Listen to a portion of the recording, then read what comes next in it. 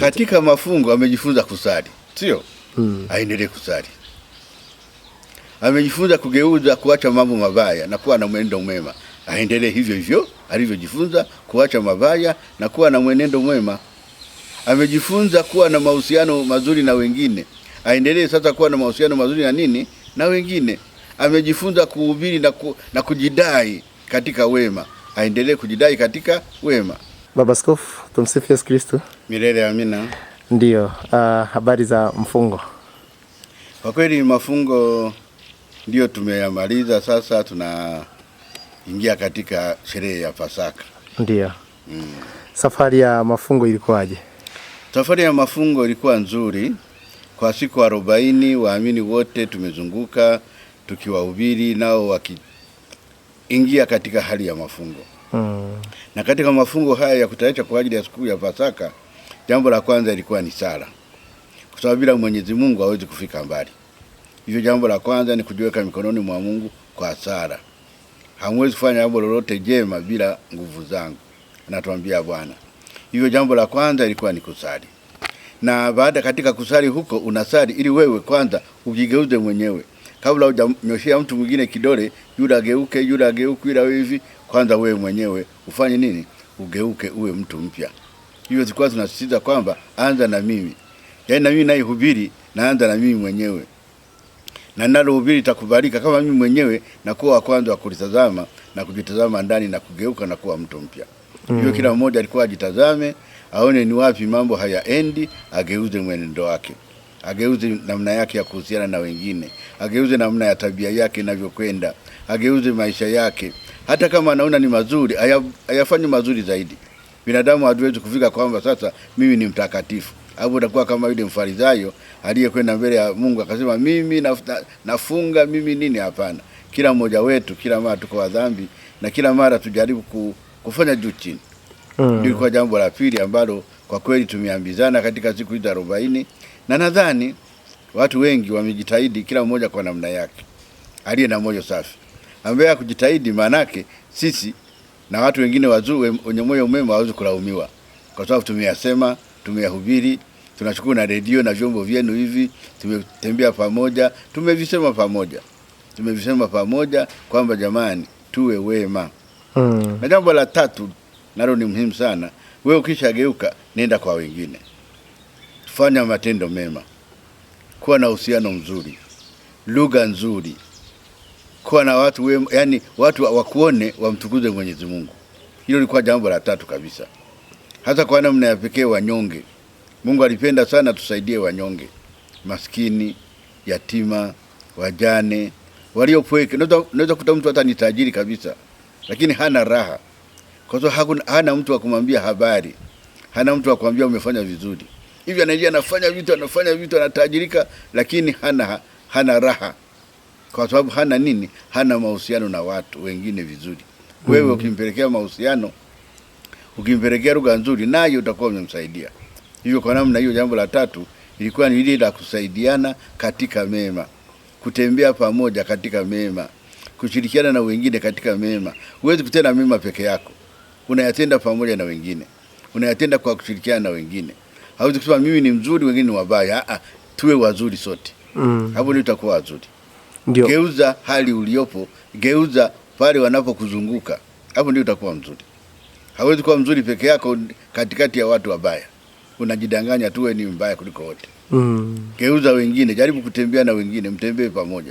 Na hilo lilikuwa jambo la tatu ambalo tulikuwa tunasema hasa. Na jambo la mwisho, kuhubiri neno la Mungu. Yaani kuhubiri neno la Mungu ni kupeleka wema kwa wengine. Kutoona aibu. Kuambia watu jamani tufanye vizuri.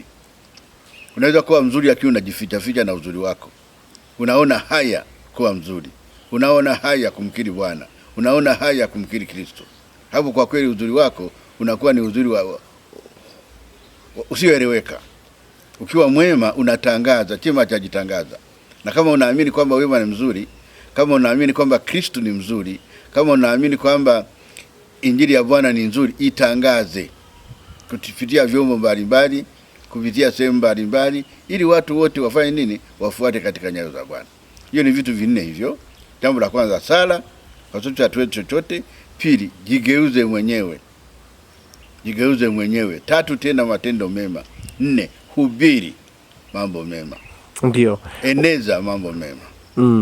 Baba Askofu, tumeshuhudia ukitembea maeneo mbalimbali kama ambavyo umesema, na ujumbe wako umekuwa ukiwasilishwa na kufikia watu wengi kupitia namna tofauti. Mapokeo ya wale ambao hasa mmekuwa mkiwafikishia himizo 4 za mafungo imekuwa ni yapi mapokeo? Wala unafurahi, wote waliokuwa wanasikia walikuwa wanafurahi kuyasikia. Sasa kama wanayatenda, kila mmoja lazima ajichunguze, kama alikuwa anasema kwa mdomo tu au kweli yuko tayari kugeuka. Lakini nimeona watu ambao kweli, na mimi nikiwemo pamoja nao, ambao tumejitahidi kugeuka kuwa wema zaidi, kufanya ulimwengu uwe mwema zaidi. Tusibaki na chuki, tusibaki na hasira, tusibaki na visasi. Unajua dunia kuna mambo hayaendi, na mkisha maliza unajua kwamba yatakuwepo, sio kwamba yataisha. Lakini tukisha yaona, tuibadili, tugeuze na tuwe wapya. Na yaliyopita tuache, yaliyopita sindweli, tugange fanya nini yajayo. Hiyo ndio Kristo ule.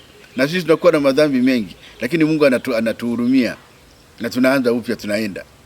Angekuwa anaweka akiba ya kila kibaya tunachokitenda, tusingefika popote. Lakini ukienda ukaomba huruma, ukaungama kwa Mungu, anakuondolea, unaanza upya. Ndio binadamu. Ndio. Kuweni na huruma kama Baba yenu wa mbinguni alivyo na huruma. Hivyo sisi tunavyohurumiwa, na sisi tufanye nini? Tuwe tayari kuhurumia. Mara 7 Petro alisema, hata mara 7. Hapana, sio mara 7 bali 7 mara 70. Nadhani hiyo ni kitu kikubwa tunahurumia. Ukihurumia wengine, na wewe unasikia umehurumiwa. Ukifanya mema kwa wengine, na utasikia kufanywa mema. Hiyo ni muhimu sana. Ndio Baba Askofu, katika mazungumzo yako naona kama unatuambia kwamba kufunga sio kufunga tu kwa chakula bali kufunga ni kumaanisha na kuyaishi yale ambayo anahimiza, sio? Rarueni mioyo yenu na sio mavazi yenu.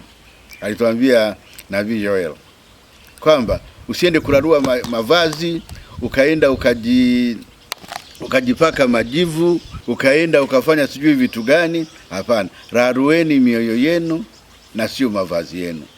Hivyo sio, na kisha anatuambia usiende kule umefunga, wanaona umevaa vibaya, umevaa magunia. Jamani, huyu anafunga, hata jipake mafuta. Hata wasioni kama umefunga, lakini umefunga. Lakini fanya matendo mema. Ndio jambo muhimu sana. Fanya matendo mema. Geuka kuwa mtu mpya. Hiyo ndio Kwaresima kwetu sisi. Ndio saumu ya Bwana, ndio kufunga. Na sio sisi tu. Lakini nadhani imani zote zenye kumwamini Mungu ni hivyo hivyo. Ndio. Maanake kufunga, funga kwanza matendo mabaya. Mengine yote yataongezeka. Ndio. Baba Askofu, sasa tumemaliza mfungo. Haya yanatakiwa kuishia huku kwenye mfungo, au ni yale ambayo tutataka tuishi nayo hadi mwaka mwingine tutakapokutana tukishiriki tena mafungo mengine? Ni kwamba tunapofunga ni kama tunapanda daraja. Yaani katika mafungo unapandisha maisha yako daraja. Uwe mwema zaidi. Sasa ukimaliza mafungo, maana yake daraja uliolipata pale katika mafungo unaenda na hilo na kulitembeza vizuri zaidi na kutafuta njia ya kulipandisha zaidi. Sio kurudi chini kwamba nilikuwa nimefunga, nilikuwa na wasalimu watu vizuri, nilikuwa nafanya hivi, sasa nimaliza mafunga, ngoja nirudi kwa mabaya. Ni kama unapumzika wema. Hatupumziki wema. Wema sio wakati wa mapumziko. Wema ndio maisha. Hivyo unapopata wema katika maisha yako, endelea na wema huo. Endelea kufanya wema huo, yale uliyopata katika mafungo. Sasa baada ya mafungo Pasaka, ndio unafufuka na Kristo katika wema ulioupata katika wakati wa mafungo. Unakufa na Kristo. Kufa na Kristo ni nini? Ni kufa kwa dhambi, ni kufa kwa ubaya, ni kufa kwa kitu ambacho hakiendi. Unafufukia wema, unafufukia neema ya Mungu. Hivyo lazima yale tuliyopata, yani tukitoka kwenye Pasaka, hata akikuona sema tazama huyu bwana alikuwa amefunga, amepata Pasaka, alikuwa mlevi, sasa ameacha. Kwani mafungo yalimpa nani? Na Pasaka anaimba haleluya nzuri. Huyu alikuwa anatukana, sasa hatukani mtu tena. Alikuwa anagombana na mke wake, sasa anaongea naye vizuri. Alikuwa anamtukana mume wake na kumsema vibaya kila mahali, sasa ameacha, anamuongelea vizuri. Mambo kama hayo. Ndio Pasaka hiyo. Maanake umejifunza kuacha mabaya. na kuacha huko unaendelea nako. Baba Askofu, tumeona mambo manne wakati wa mafungo ambayo Wakristo wa Katoliki wanatakiwa kuyazingatia. Sasa tulipomaliza sasa mafungo haya, ni mambo gani ambayo sasa Mkristo Mkatoliki anatakiwa kuyazingatia kipindi chote? Katika mafungo amejifunza kusali, sio? Aendelee kusali. Amejifunza kugeuza, kuacha mambo mabaya na kuwa na mwenendo mwema. Aendelee hivyo hivyo alivyojifunza kuacha mabaya na kuwa na mwenendo mwema. Amejifunza kuwa na mahusiano mazuri na wengine. Aendelee sasa kuwa na mahusiano mazuri na nini? Na wengine. Amejifunza kuhubiri na kujidai katika wema. Aendelee kujidai katika wema. Kama yesema umepanda daraja, baki na daraja lako jipya sasa. Usirudi tena daraja la zamani. Mambo yale umejifunza. Yaani kama unakwenda shule, unajifunza vitu. Hauwezi kusema sasa nimeacha shule, nilijifunza useremala, nimemaliza shule, useremala kwa heri. Unakwenda sasa useremala uliojifunza kuweka mazoezi katika vitendo. Sasa na sisi mafungo ni kama shule. Unajifunza vitu fulani ili ukimaliza mafungo uviweke zaidi katika vitendo. Ni wakati wa kutafakari, ni wakati wa kungamua. Nini kilikuwa kinanifanya mbaya? Nini kilikuwa kinarudisha nyuma? Ukicha kivumbua baada ya mafungo, acha kitu hicho. Ni kipi kilikuwa kinanifanya niende vizuri? Umekigundua wakati wa mafungo. Baada ya mafungo kifanye vizuri hicho, uende vizuri. Ndio Pasaka. Pasaka ni kufufuka kwa wema ambao umeupata katika kipindi cha mafungo. Ndio. Siku ya Pasaka yenyewe, tukiachana na hizi siku za baada ya Pasaka na nyingine, ni siku ambayo ni ya furaha kiasi gani kwa muumini Mkatoliki? Kwa muumini Mkatoliki katika mwaka mzima hakuna siku ya furaha kama Pasaka. Kwa sababu unakuwa umetoka katika Ijumaa Kuu, umeshatoka katika kusurubiwa, kupigwa mijeredi, kuwekwa taji la miiba, sasa unafufuka mpya. Hivyo Pasaka ni siku ya kufufuka, ni siku ya furaha. Ninapoongelea furaha, sio kwamba kunywa, kucheza, dance nini, hayo ni matokeo ya nje tu. Lakini ndani unakuwa mweupe, unakuwa umetakata. Hivyo siku ya Pasaka ndio haleluya, maana yake Mungu atukuzwe. Ndio tunaimba haleluya, Mungu atukuzwe ndani yangu. Nasikia utukufu wa Mungu ndani yangu. Na hiyo ni furaha kubwa sana. Na mwaka mzima tunaendelea kuimba haleluya. Mpaka turudi tena, tuone tulipofika pale, tumefika hivyo, tupande tena. Hivyo kila Pasaka ni wakati wa graduation tuseme. Ni wakati wa mahafali. Umefanya mahafali katika maisha yako. Ndio Pasaka. Na mahafali, hauwezi kufanya mahafali kama umefeli. Kama ukupata cheti cha kufuzu, hauwezi kufanya mahafali. Hivyo mahafali lazima maana yake umefanya nini? Umepata cheti. Kwa hiyo Pasaka si ya kila Mkristo, ni ya Mkristo ambaye yeye alikuwa kwenye mafungo, alifuata utaratibu na sasa anajipongeza kwa kutimiza. Kwa kutimiza, anafanya mahafali. Amegraduate, ameshinda. Kama ukishinda sasa utafanya sherehe gani? Ni kujidanganya tu. Utafanya sherehe kama ukugeuza chochote. Kama ulikuwa unaishi katika dhambi na unaendelea kuishi katika dhambi, hauna haleluya yako, hakuna. Unakuwa unakunywa pombe kama mtu mwenye shida, anakunywa pombe kusahau. Lakini akiamka shida anafanya nini? Anazikuta pale pale. Anazikuta pale pale. Lakini kama umemaliza shida yako, hapo hata unapojipongeza ukasema cheers, cheers ni nzuri. Sababu shida umeiacha nyuma.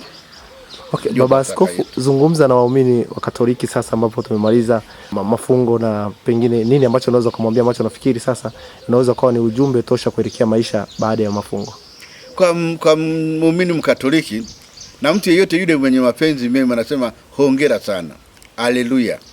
Bwana amefufuka kweli kweli. Haleluya, haleluya.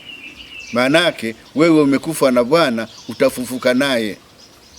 Yule anayetafuta maisha yake anayapoteza, lakini anayeyaacha kamshika Bwana anayapata upya. Umebeba msalaba wako kila siku, uendelea kuubeba na Kristo. Sasa msalaba wako huwa maisha hautakuwa mzito tena. Kwa sababu ni msalaba wa mfufuka. Sio msalaba wa mfu, hapana. Ni msalaba wa mfufuka. Hivyo sasa beba maisha yako kichwa juu. Changamoto zote zitakazozipata zisikushinde. Kristo amefufuka. Shida zote utakazozipata utashinda. Matatizo yote utakayoyapata utashinda.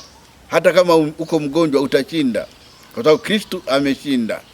Hivyo pasiwepo kitu chochote kile cha kukurudisha chini. Hapana, chochote kile ulichonacho katika Kristo umeshinda, na wewe utashinda, kwa sababu yeye anatuahidi, anasema kwamba hata kama ungekufa ndani yangu utaishi, na yule aniaminie hata kufa milele. Ndio Kristo huyo. Hivyo ndani yake nenda mbele, ni haleluya, ni ufufuko wa Bwana, na tumeshinda. Lakini kushinda ni kumwamini Kristo kama Mwokozi na mkombozi wako, na hiyo ni kitu kikubwa sana. Hakuna kitu kikubwa katika dunia kama hicho. Mengine yote yanapita, utajiri unapita, vyeo vinapita. Unaona watu anakuwa na cheo kikubwa, akitoka kwenye cheo anakuwa kama wewe na mimi.